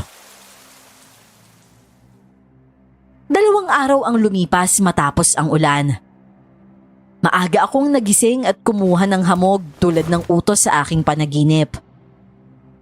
Nangangalahati na ang baso na dala ko nang maramdaman ang presensya ni Sebastian sa malayo. Paparating siya, pero dahan-dahan na lakad. Maya-maya ay hihinto tapos lalakad ulit. Anong ginagawa nito? Hoy, nararamdaman kita. Anong ginagawa mo? Obligasyon ko sundan ka kahit saan ka magpunta. Tsaka dapat sinabihan mo ko na pupunta ka dito. Hindi ka pwede mag-isa. Para saan pa yung tinuro mo sa akin para depensahan ng sarili ko? Ano magagawa mo kung hindi pa yun sapat? Naiisahan ka pa nga minsan, di ba? Ano bang gagawin mo dyan sa hamog? Ihahalo kong sangkap sa lana. Nakita ko yung tanglad kanina. Merong bulaklak. Ha? Talaga? Ay, salamat sa wakas. Alam mo ba yung tanglad na yun? Lumaki na lang ako't lahat-lahat, hindi ko nakitang namulaklak yun. Hindi ko nga alam kung may 2 dekada na pero sige nga, puntahan ko nga. Pinuntahan ko ang kinaroroonan ng tanglad. Tuwang-tuwa ako nang makita kong may bulaklak ito. Sinisilip-silip ko pa. Pero ang pinagtataka ko lang kasi, ang bilis lumaki ng bulaklak. 2 araw pa lang naman ang nakalipas noon. Lumapit rin sa akin si Sebastian. Umupo ito sa harap ko para suriin ang bulaklak na yon. Ito oh, itim. Tsaka hawakan mo. Medyo may katigasan no? Hindi kaya mutya to? Subukan mo nga hawakan at pakiramdaman mo. O sige, subukan ko. Ariba. Ha? Anong ari-ariba ka dyan? Ganyan ba mag-orasyon yung babaylan? Abay, malay ko ba? Hindi ko pa alam. Pero, ay bansot! Nakaramdam ako ng kakaiba sa mutya kaya nabitawan ko ito bigla. Nagulat kasi ako at naging dahilan naman yon ng pagtitig ng masama sa akin ni Sebastian. At bigla na lang niyang pinitik ang noo ko. Aray ko naman, nagulat lang ako, ano ka ba? Parang may ano kasi. Basta ang hirap ipaliwanag eh. Parang may puwersa. Oh, kung ganyan yung reaksyon yan sa'yo, ibig sabihin mutya yan. Malakas ang pakiramdam ng babaylan sa mutya. At higit na nakakaintindi ang mga tulad nyo sa mga bagay na yan. Kunin mo. Sabi nila, pampaswerte daw to. Yung bulaklak, oo. Pero mas higit ang hatid ng mutya. Sige na, kunin mo. Bago pa tumaas yung sikat ng araw. Mamaya tuyo na yung mga hamog. Kinuha ko ang mutya na yon. Si Sebastian naman, kinuha niya ang bulaklak. Pagkatapos naming mangolekta ng hamog, umuwi kami. Ako naman ay kumuha ng nyog na ipon namin. Nasa ilalim ng papag lang yon. Marami naman akong nakolektang hamog at ihahalo ko yon sa lana na gagawin. Nagsimula akong gawin ng dapat. At si Sebastian naman, ginawa ng lalagyan ng mutya. May ilang oras din ang ginugol niya roon, habang ako ay gumagawa na ng gata. Oh, ito. Isuot mo. Huwag mo wawalain ha. Ay, ang ganda naman ito. Hindi halatang mutya ang nasa loob ah. Yan yung kauna-unahang kwintas na nakolekta mo bilang babaylan. Mas maganda kapag tangan mo ang lahat ng klase ng mutya. Hindi madaling kunin yun. Pero salamat, ang ganda nito ah. Nang isuot ko ang kwintas na yon, mas nadagdagan ng kalinawan na nararamdaman ko tungkol sa paligid. Parang kabisado ko lahat ng nangyayari. At sa pagkakataong yon, naramdaman kong may paparating. Oh, nandito sila, Inang. Sila, Inang? Ako nang sasalubong. Nagpatuloy ako sa pagpiga ng ginadgad kong nyog para makuha ang gata. Umalis naman si Sebastian para salubungin sila. At ako naman ay tuloy lang sa ginagawa. Talagang ramdam na ramdam ko ang presensya nila at kung kailan sila paparating na. Maya-maya pa, nandoon na nga sila. At isang matamis na ngiti ang iginawad ko kay Inang, pati na rin sa mga kasama niya. Magandang araw po, Inang. Magandang araw din sa'yo, Maridona. Mukhang may tangan ka na. Unang kwintas, hindi ba? Alam kong alam niyo rin po. Magandang balita yan. Nakarating na din sa akin ang mga iilan sa naipakita mong kakayahan dito at pati na rin yung mga nangyari. Oo nga po, Inang. At nag-iingat naman po ako. Maraming salamat po sa proteksyon. At panahon na para gampanan mo ang iyong pagiging babaylan. Meron tayong pupuntahan. Naku, wala po dito si Nanay. Magpapaalam lang po muna ako. Saan po ba tayo pupunta? Doon sa ibaba. May mga pesteng naninira sa pananim roon. Kailangan nating suriin ang mga nangyayari. Ah, ganun po ba? Kawawa naman po yung mga magsasaka dun. Tawagin ko lang po si Nanay. Hayaan mong si Sebastian na ang gumawa. Umalis na siya. Paglingon ko, wala na nga si Sebastian pero naramdaman ko ang pag-alis niya. Hindi ko lang naintindihan. Tulad ng sabi ng punong babaylan, sasama ako sa kanila papunta sa lugar na tinutukoy niya. Sumama sa akin si Onyok para daw tagadala ng mga gamit ko. Siyempre, dahil malabong gawin yon ni Sebastian. Naiwan lang noon si Nanay at Tatay sa lugar namin. At nang dumating kami sa lugar, sinalubong kami ng mga taong naroon. Nakikiusap ang mga ito na bigyan ng sagot ang kanilang mga katanungan. Lalo na't ang pesteng namiminsala ay parang may kakaiba ring kalagayan. Ikaw ang pumunta sa gitna, Maridona. Ako sa hilaga. Si Aurelia sa timog at ang dalawa sa kanluran at silangan. Sebastian, magboluntaryo ka sa hilaga at silangan. At kayong tatlo, pwestohan ninyo ang ibang direksyon. Sige ho, Inang. Sige po, Inang. Hawakan mo ang dalawang butong na ito, Maridona. Tumayo ka lang doon sa gitna at pakiramdaman mo ang hangin. Bukod sa butong na kawayan, may nilagay din sila sa akin na parang mga bato-bato na ginawang kwintas lang at nilagyan ako ng pulang tela sa ulo. Nang pumunta ako sa gitna, May isang bahagi roon na maayos ang kalagayan ng palay. Hindi ito nilalapitan ng mga insektong namiminsala sa mga ito. At doon may kakaiba akong nararamdaman. Nang tumayo ako sa bahaging yon, pumikit ako at pinakiramdaman ang hangin. Ang bulong ng hangin sa akin ay hindi normal na hatid ng mga insekto yon. Pero may isang bagay na parang tinatawag ang pansin ko sa aking kinatatayuan. O Espiritu ng Kalikasan, kami nananalangin. Bigyan ng kasagutan itong aming mga katanungan. Sa pamamagitan ng hangin, sa amin ay ipaalam ninyo ang tunay na kalagayan ng aming palayan. O mga anito ng kalikasan, Espiritu ng lupa, bilang iyong pinili ako'y humihiling. Buksan ang aking mga mata para makita sa balintataw kong malinaw. Nais kong matuklasan ang tunay na kahulugan ng aking nararamdaman dito sa kapaligiran. Umihip ng malakas ang hangin. Doon ay lumakas ang pandinig ko at dinig ko ang kakaibang tunog ng mga insekto. May hindi magandang nangyayari dito at hindi ko alam kung paano, pero pumasok sa pangunawa ko ang kakayahan ng isang mangkukulam. Kumunot ang noo ko dahil pwede pala yon. Saka ko lang nalaman na ang kulam pala pwede rin gawin sa pananim. Ang tanong ko naman noon, bakit kaya? Nang matapos ang aming pagsusumamo sa espiritual na paraan, tinusok ko ang 2 butong na kawayan sa lupa at hinanap ang kakaibang nararamdaman ko roon.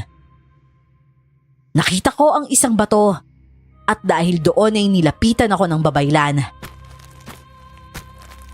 May nakita ka ba? Hindi ko po alam kung ano to, pero iba po ang nararamdaman ko. Yan ay mutya ng kalikasan. Nagpakita sa'yo dahil kailangan mo yan. Kung ganon, madadagdagan na ang kakayanan mo dahil 2 na yung mutya mo. Hindi ka na madaling banggain na aswang. Hindi ka na mahirap linlangin. Ibig sabihin, hindi na nila ako mapipigilan protektahan ng lugar? Simula pa lang hindi ka na nila napigilan. May nararamdaman ka ba sa lugar? Posible po pala ang kulam sa pananim, Inang? Nararamdaman mo rin pala. At oo, posible yon. Kaya gamitin mo ang mutya ng kalikasan na yan. Umikot ka sa buong lugar para maitaboy ang puwersa bago pa masira ang lahat. Sige po, Inang. Natapos ang gawain namin sa lugar na yon. Nalaman ko rin ang lokasyon ng mangkukulam. Bago namin puntahan ang mangkukulam, nagbilin muna kami sa mga magsasaka na lagyan ng tela o di kaya naman ng sako ang mga pinatulis na kawayan na nilagay namin sa palayan. Pasekreto rin akong naglagay ng bulaklak ng tanglad bawat kawayan na nakatayo. Nang puntahan naman namin ang lugar, naiwan ang mga gamit nito sa bahay na tinitirhan. Umalis ang mangkukulam at biglang nakawala siya sa pakiramdam ko.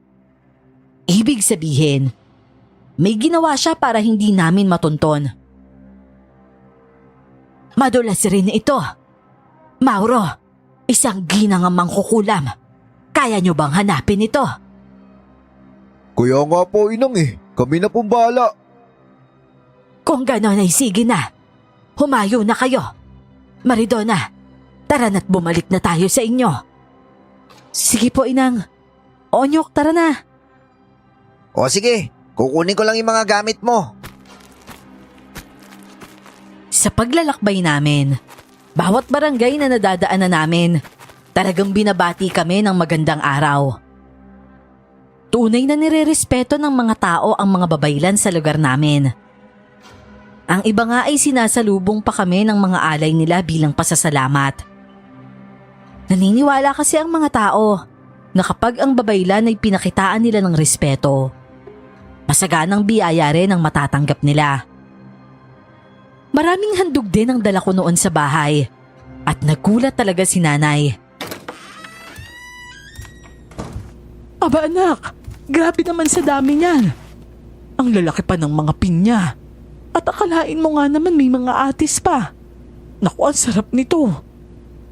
Hayaan mo ng anak mo magdesisyon para sa mga yan, Indang. Baka mamaya may gagawin pala siya dyan tapos ikaw kakainin mo na. Ito naman, alam ko namang pagdadasalan pa ito ni Maridona. Eh anak, saan ka ba magdadasal? Doon po malapit sa taniman nyo, Nay. Yung patag po doon. Sentro sa sinag ng buwan mamayang gabi. Naku, gabi ka pa talaga magdadasal. Hayaan nyo po, Nay. Malakas naman yung pakiramdam ko ngayon. At magbabaon naman po ako ng armas. At isa pa po, kasama ko naman po si Sebastian. Kahit na, mag-ingat pa rin kayo. At sasamahan ka namin mamaya ha? Nasa malayo lang kami para hindi ka maistorbo. Sasama rin po ako. Kinagabihan noon, ang lahat na ibinigay sa akin ay nilatag ko sa ilalim ng buwan. Nagdasal ako para sa mga taong nagbigay nito, bilang pasasalamat at hiling na rin sa kasaganahan para sa kanila. Sa pagkakataong ring yun, nagsimulang nakaramdam ako ng kakaiba sa di kalayuan. May paparating at maya-maya ay umalulong ang mga aso. Ibig sabihin, mas malayo pa ang pakiramdam ko kumpara sa mga aso. Nagpatuloy lang ako sa ginagawa. Mas kailangan ko kasing tapusin yon dahil kawalan ng respeto sa mga espiritu ng kalikasan ng paghinto ng orasyon. O anito ng kalikasan, tanggapin mo itong aking pasasalamat. Bilang iyong piniling magtatanga ng mutya, nais kong humiling ng kasaganahan para sa mga mamamayan na pinanggagalingan nitong mga hinandog nilang biyaya. Naway sila'y maprotektahan laban sa kasamaan at mas mabigyan pa ng maayos na kalusugan kapalit ng kanilang pag-aalaga sa iyong kapaligiran. Donna, may umaangil na. Huwag mo siyang guluhin. Hindi siya pwedeng huminto. Eh paano kung atakihin siya? Ako nang bahala. Ako nga yung tagabantay niya, di ba?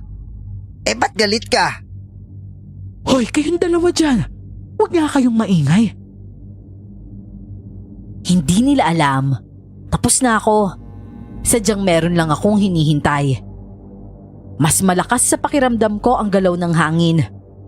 Isang mabilis na paggalaw ang humahawi nito. At papunta sa akin ang nilalang na yon. Sa isang iglap lang, may tumalon papunta sa akin. Saktong handa ang kamay ko sa pagbunot ng kampilan sa tagiliran ko. At agad itong itinapat sa kanya. Kaya bago niya ako nasaktan ay siya muna. Bakit ang bilis mo? Ganun talaga kapag may banta kahit bata ka pa lang. Lalaki ka talagang handa. Diyos ko! Maridona!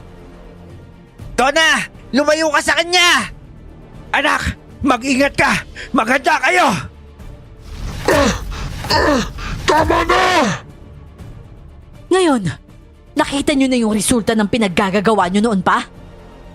Hindi ka magtatagumpay sa ginagawa mo. Hindi mo kami mapupuksa lahat!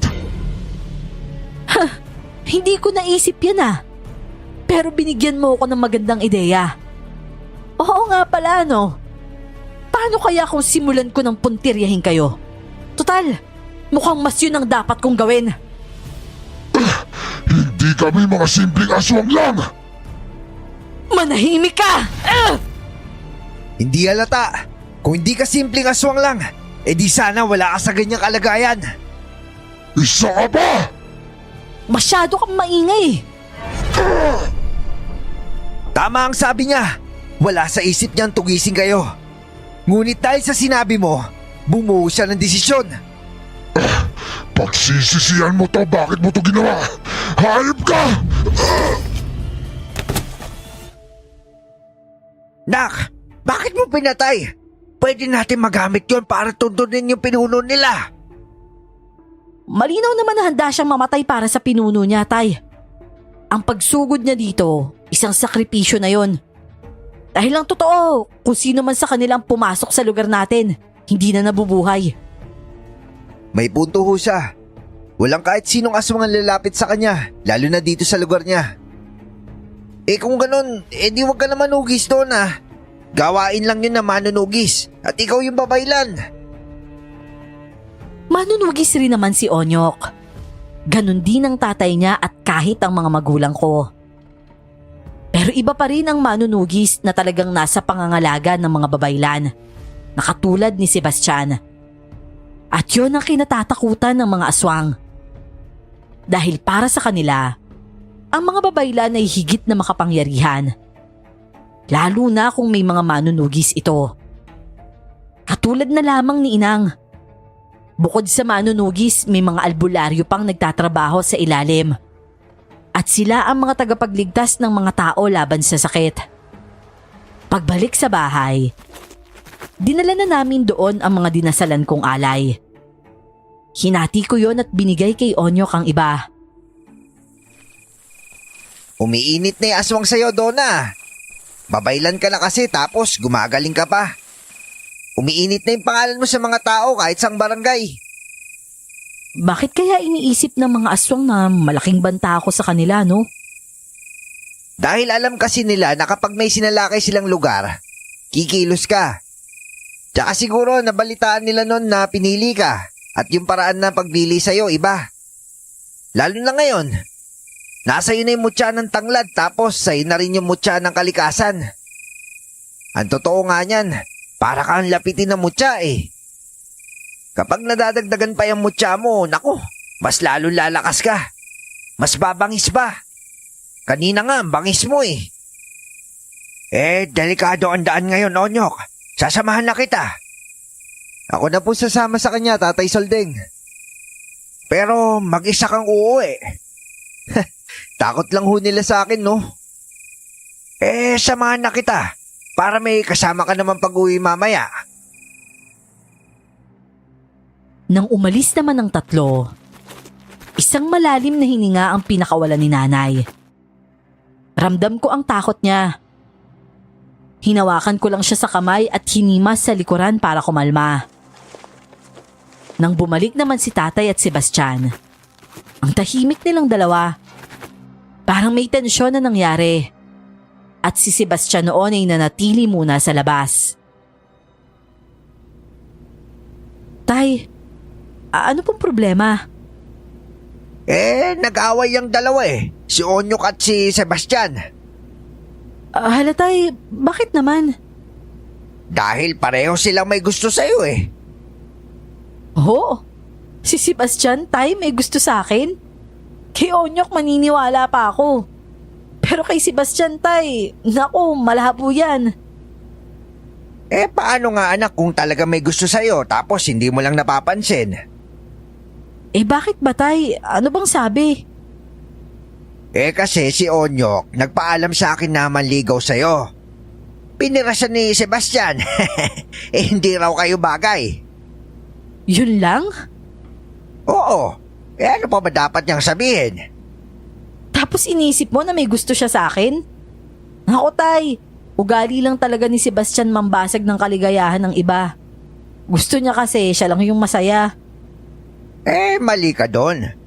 Ayaw niya dahil gusto niya na siya yung gagawa ng gagawin ni Onyok. Sinabi niya sa'yo, tay? Hindi. Alam ko lang. Tay naman, malabo pa yan sa malabo eh. Ano ka ba? Walang ganyan si Sebastian sa katawan. Tsaka, bakit naman parang botong-boto kayo dyan sa ulupong na yan? Parang pinanganak nga yan sa taggutom na Biyernes Santo. Siyempre, naisip ko na nasa tamang edad ka na naman. At nakikita ko naman yung sakripisyo ng tao para mahasa ka at kung paano kanya protektahan. Kita mo, imbis na kapatid niya yung protektahan niya, mas ginagawa niya ito sa'yo. Kasi nga tay, utos yun ni Inang. Obligasyon na inata sa kanya. At yung kapatid niya, ligtas kay Inang. Ano ka ba tay? Tsaka wag na. Malabo kami ni Sebastian sa ganyan. Bakit ikaw? Hindi mo ba siya gusto? Oo. Naku, ang mga reaksyon na yan, Maridona. Alam mo tay, inaantok na ako. Ay naku, buti pa si nanay, hindi ako inaasar ng ganyan. Abay, naasar ka pala. Hindi mawala sa isip ko ang sinabi ni tatay. Ang totoo kasi niyan, minsan na akong nasaktan kung pag-ibig ang pag-uusapan. Nasaktan ako ni Sebastian nang hindi nila alam. At kahit si Sebastian, walang kamalay-malay sa ganon. Nung umpisa pa lang kasi, nagustuhan ko na siya. Pero dahil sa ugali niya at pakikitungo sa akin, pilit kong tinago sa sarili ang nararamdaman na yon. Kinabukasan naman, nung umaga ay muli akong nanguha ng mga hamog at gumawa ako ng gata. Pagsapit ng 9:00 ng umaga, dumating na naman si Onyok sa bahay. Donna, tignan mo. Banok na bukay. Bigay ko na to sa'yo, ha? Seryoso ka? Ang ganda niya na. Pero teka, di ba alaga mo to? Oo, pero di ba may isa pa ako? Sa'yo na tong isa para may alaga ka rin puti. Ano yan, ulam mamaya? Anong ulam ka dyan? Hoy, alaga ko to. Ang regalo pre. Wala pa kailamanan. Kung gusto mo magregalo, di magbigay ka. Nagpalipat-lipat ang tingin ko sa kanilang dalawa. Kahit sinabi sa akin ni tatay ang nangyari sa kanila kagabi, nagulat pa rin ako sa inasal nila sa isa't isa. Lalo na si Onyok. Dahil si Sebastian halatang nang aasar lang. Pero akala ko lang pala nang aasar lang siya. Dahil pagsapit ng hapon, nagtaka ako dahil wala na ang manok ko sa pinagtalian ko. Nasaan na yung manok ko? Nay? Nay, nakita niyo ho ba yung manok ko? Yung manok mo, nasa tarog, wala nang balahibo. Ano po? Kinatay ni Sebastian. Ano ho? Bakit naman kayo pumayag? Ay nako anak, kayo na ang magtuos. Tagabantay mo yan, kaya kayo ang mag-usap. Diyos ko naman oh. Hoy, Sebastian! Yung manok ko! Gigil na gigil akong pinuntahan siya sa likod ng bahay kung nasaan ang tarog. Kumakanta pa siya habang nililinisan ng kinatay niyang manok. Sa inis ko, talagang sinakyan ko siya sa likod at kinagat sa tenga. Aray ko! Hoy! Ano ba, Paridona? Hoy! Yung tenga ko! Mabingi ka na! Kakainis ka, manok ko yan eh! Aray ko! Ano ba? Ang sakit sa tenga ng bunganga mo! Ang lakas-lakas pa ng boses mo, hoy! Wala tayong ulam kaya kinatay ko! Regalo sa akin ni Onyok yan eh! Sus, ang arot mo naman! Bumaba ka nga dyan! May nararamdaman ako sa likod mo, ang lambot! Bastos! Anong bastos ka dyan? Ikaw yung nadidikit ang dibdib mo sa likod ko eh. Tsaka sino ba yung Onyok na yun ha? Gwapo ba yun? Mas gwapo ba sa akin yun? Ano bang pinagsasasabi mo? Ako nagturo sa'yo. Hinasa kita para maging batikan tulad niyan. Pinagpuyatan kitang bantayan. Pinoprotektahan. Sinusundan ka araw-araw kahit saan ka magpunta. Tapos magpapaligaw ka lang sa iba? Aba, wala ka yatang utang na loob ah. Pasalamat ka nga, manok lang niya yung binalian ko ng leeg, hindi yung leeg niya. Ay nako, umamin din. Anong umamin din, Nay? Pareho kayo ni tatay eh. Pinagkakaisahan niyo po ba ako? Tsaka anong ibig mong sabihin, Sebastian? Nakakalito ka ha? Gusto mo halikan pa kita dyan para hindi ka na malito. Sos, kasal muna bago halik. Basta, bawal kang ligawan ni Onyok, tapos. Tsaka ano bang ambag niya sa pagiging babaylan mo? Tagadala ng gamit mo? Wala siyang ambag no? Hindi ka nga niya magawang sundan araw-araw eh. Kahit magbanyo ka, nakabantay ako. Napakurap ako. Naririnig ko lang ang tawa ng mga magulang ko noon. Hindi na ako nakaimik. Hindi ko rin kasi maintindihan ang nararamdaman. Yung pagkadismay ako sa manok na kinatay niya, nawala. Pero syempre, nakonsensya ako para kay Onyok. Pero natuwa ako sa narinig mula kay Sebastian. Nagkunwari na lang akong magtatampo noon at talagang hindi ako kumain ng manok. Tapos siya naman, pinapakita niyang sarap na sarap talaga siya. Si tatay naman noon ay napapailing na lang na natatawa. Hayaan mo anak, maintindihan din yan ni Onyok. Kausapin mo na lang siya. Oo naman anak, kaibigan mo si Onyok. Alam mo yun, dati pang maunawain na talaga yun. Mukhang yun na po talagang gagawin ko. Sabihin mo, magbigay pa siya ng maraming manok ha. Manahimik ka nga, napipiko na ako sa'yo.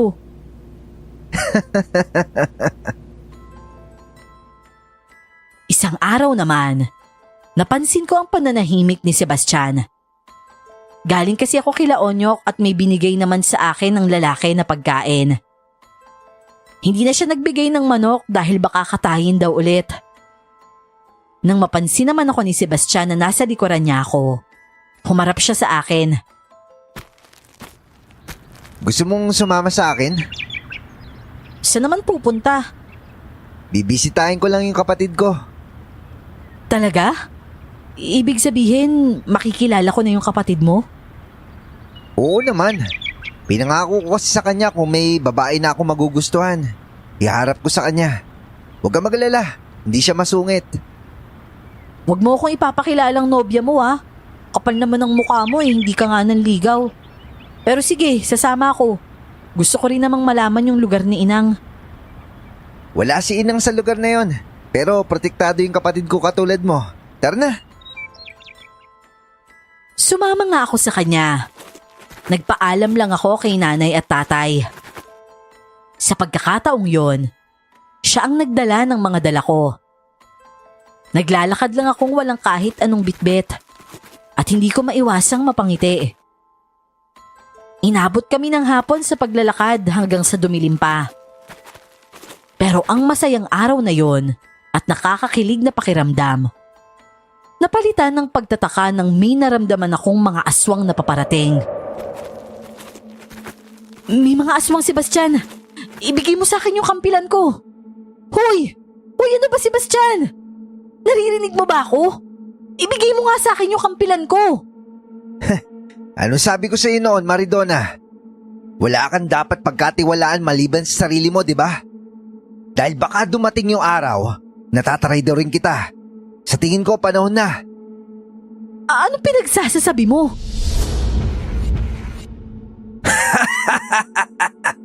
Sa wakas, nakapagdesisyon ka na rin, Sebastian! Wala siyang kahit anong armas. Nasa akin yung kampilan niya. Anong pinagsasasabi mo, Sebastian? Kinuha nila yung kapatid ko at kailangan kita isuko kapalit niya. Narinig niyo si Sebastian, di ba? Wala siyang armas, kaya atakihin niyo na! Walang iya ka, Sebastian! Traitor ka! Nagtiwala ako sa iyong hayop ka! Ibigay mo sa akin yung kampilan ko!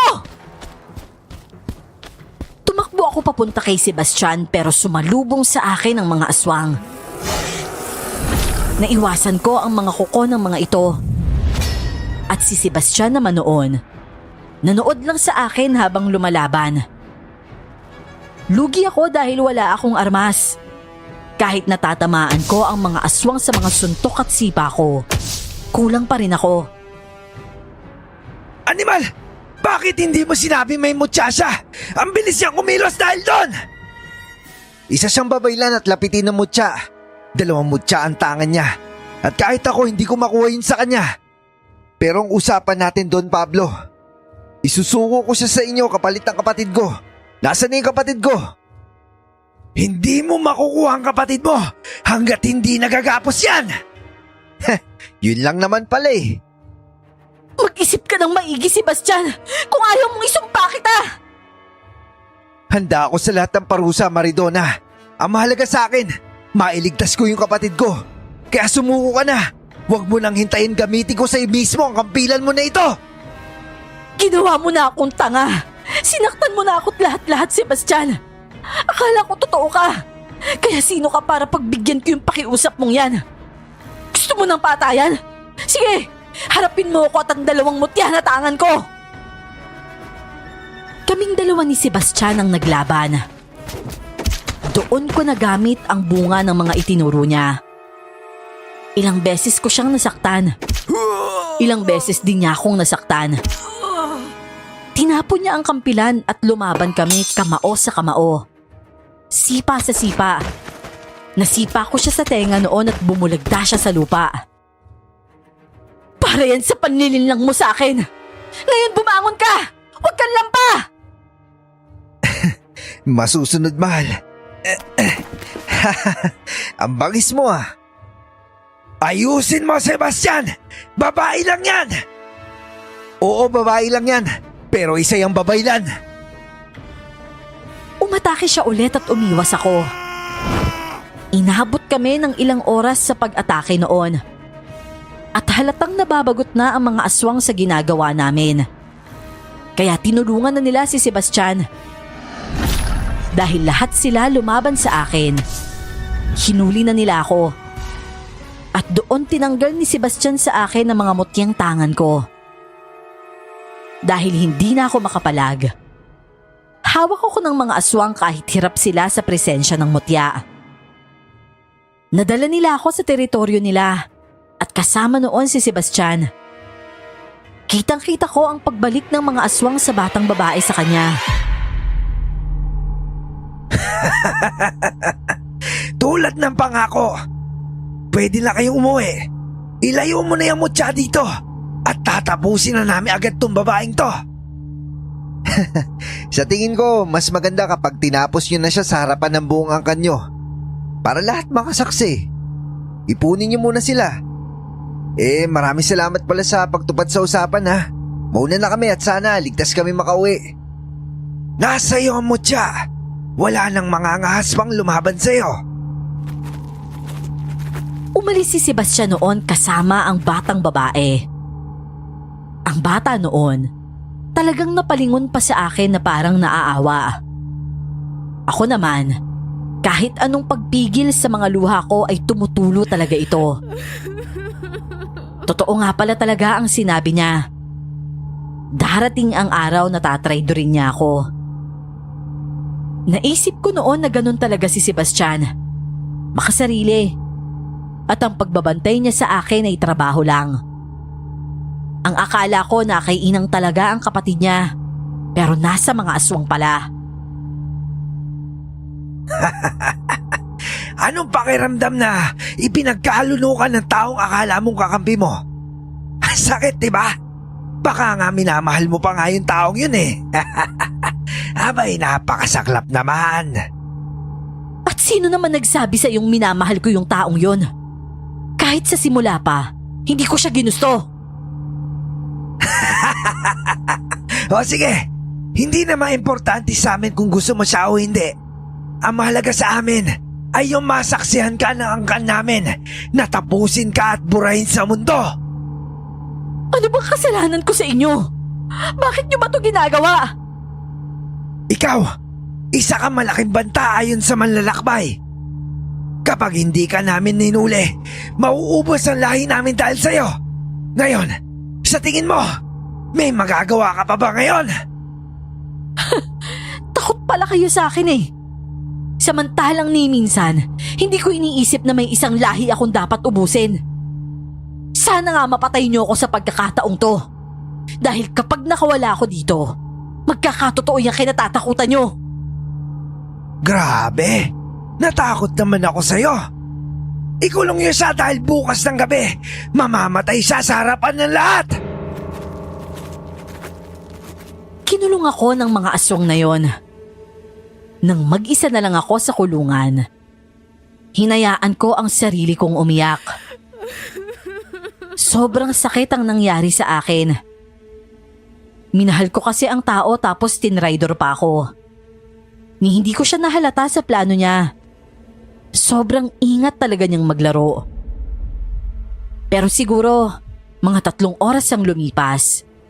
Nakarinig ako ng mga ingay. Tila ang mga aswang ay nagpapalit ng anyo at may umatake rin sa mga bantay ng pinagkukulungan ko. May nagbukas ng kahoy na kulungan at nagulat akong si Sebastian yon.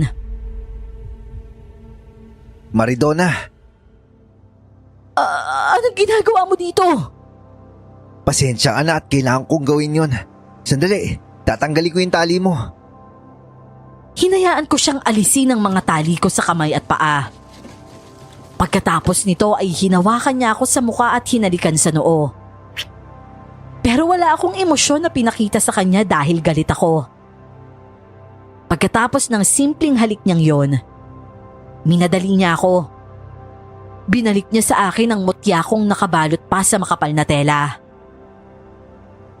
Binalot ko to para hindi maramdaman ang mutya na nakabalik dito.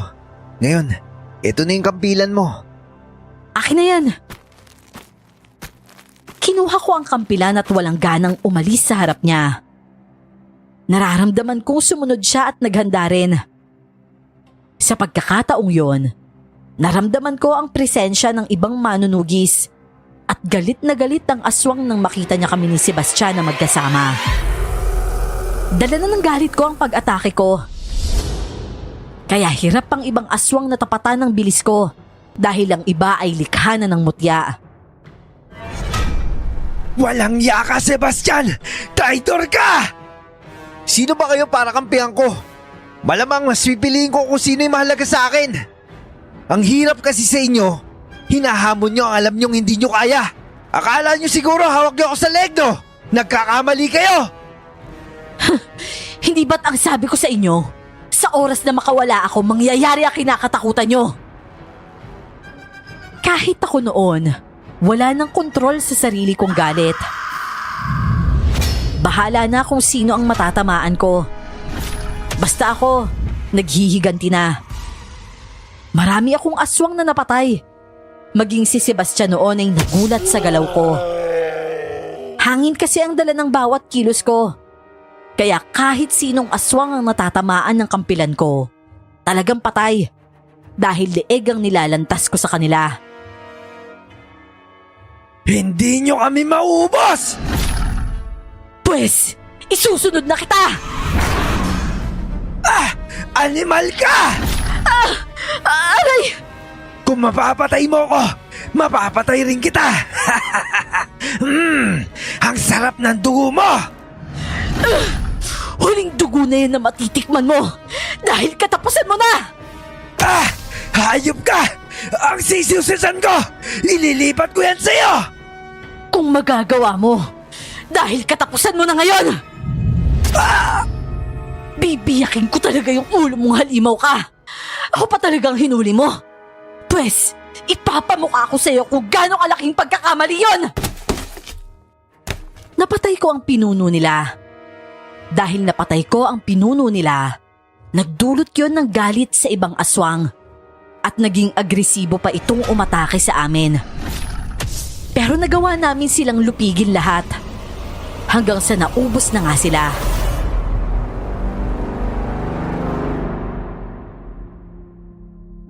Anak! Diyos ko! Salamat at buhay ka pa! Tay! Tatay! Akala ko hindi na kita makikita, anak. Salamat naman at buhay ka pa. Maridona, Chang, Chong, patawad ho. Pasensya na po sa nagawa. Tapos na ang laban. Mukhang naubos na natin silang lahat. Tara na, umuwi na tayo. Walang kahit sino sa amin ang pumansin kay Sebastian. Umuwi kami noon sa bahay at hindi siya nakapasok. Pinauwi siya ni tatay sa kanila. Lalo na't alam ng tatay ko na ayaw ko siyang kausapin. Nagpatuloy ako sa pagiging babaylan ko. Si Sebastian naman, patuloy na sinusuyo ako. Nalaman ko pa noon na alam ni Inang ang plano niya at pinagkatiwalaan siya. Kaya sobrang sama talaga ng loob ko. Oh, may 2 buwan na nakalipas ah. Hindi mo pa rin ba siya papansinin? Natatakot na akong magtiwala sa taong yun, Onyok. Sa tingin mo ba, karapat dapat pa siyang pagkatiwalaan ko? Kung titignan ko ang sitwasyon niya, ilalagay ko ang sarili ko sa kalagayan niya. Hindi ko siya masisisi kasi buhay ng kapatid rin niya yung nakasalalay eh. Hindi naman sa kinakampihan ko siya. Ano kasi, wala siyang mapagpipilian. Kaya nga naging mautak na lang siya. Bilib nga ako eh. Gumawa siya ng laro na alam niyang siya'y mananalo na 100%.